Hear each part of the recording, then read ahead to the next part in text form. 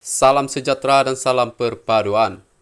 Dua pertubuhan bukan kerajaan mengutuk kempen memburukan Datuk Muhammad Nazlan Ghazali selaku hakim yang mempengerusikan perbicaraan kes pengubahan wang haram dan pecah amanah SRC International dihadapi Datuk Seri Najib Razak pada 2020.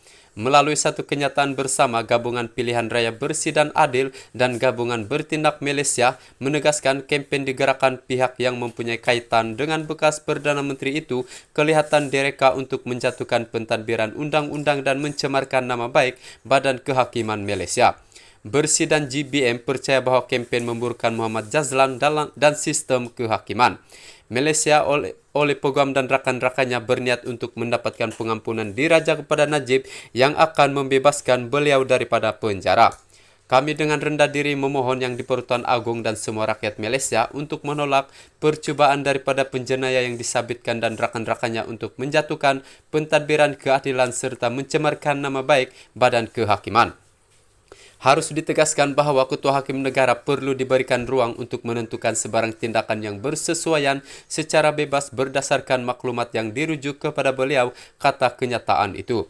Dalam pada itu, kenyataan dikeluarkan Bersih dan GBM turut menggariskan beberapa fakta untuk menyokong pendirian mereka termasuk isu pelanggaran kod etika hakim membabitkan Muhammad Nazlan yang dikemukakan kepada Ketua Hakim Negara Tun Tengku Maimun Tuan Mat dalam salinan surat daripada Ketua Pesuruhjaya Suruhanjaya Pencegahan Rasuah Malaysia Tan Sri Azam Baki yang tular di media baru-baru ini.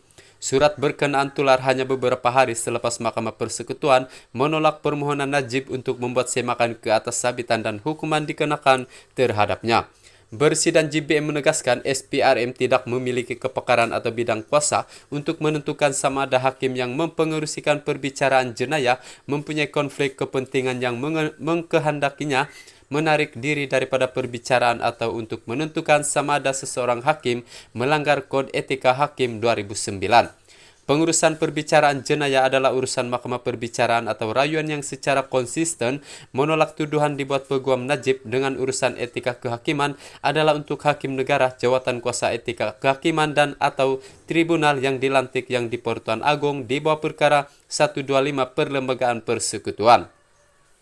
Campur tangan SPRM dalam urusan pengurusan perbicaraan kehakiman dan etika kehakiman menunjukkan keangkuhan, kebiadaban dan penghinaan kepada kebebasan badan kehakiman, kata kenyataan itu. Sehubungan itu, Bersih dan NGO menegaskan jelas sekali daripada episod ini bahawa SPRM memerlukan reformasi struktur yang mendalam untuk membebaskannya daripada pengaruh eksekutif dan tidak dijadikan senjata untuk kepentingan politik. Sebarang siasatan terhadap tindakan SPRM yang dinilai sebagai niat jahat terhadap Mahkamah Persekutuan dan tempoh masa meragukan untuk menguar-warkan siasatan mereka sebelum rayuan akhir SRC Najib di Mahkamah Tinggi tahun lalu perlu dimulakan oleh Jawatan Kuasa Pilihan Khas Parlimen.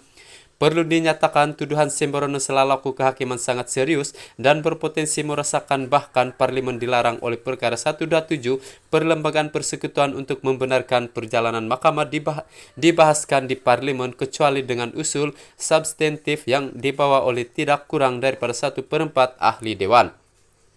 Oleh itu, tidak ada jawapan untuk mengatakan bahawa seorang menteri berhak untuk mendedahkan kandungan penyiasatan kepada hakim hanya kerana soalan telah diajukan di Dewan, katanya. Berita harian sebelum ini melaporkan Menteri di Jabatan Perdana Menteri Undang-Undang dan Reformasi Institusi, Datuk Seri Azalina Othman Said yang memaklumkan laporan berhubung pelanggaran kod etika membabitkan Muhammad Nazlan sudah dikemukakan kepada Tengku Maimun bertarikh 21 Februari lalu. Azalina berkata pelanggaran itu dikenal pasti menerusi kesimpulan dikemukakan dalam laporan SPRM yang mendapati Muhammad Nazlan selaku Hakim Mahkamah Rayuan melanggar peraturan di bawah Kod Etika Hakim 2009 dengan dokumen berkenaan turut dikemukakan kepada Tengku Maimun pada hari sama.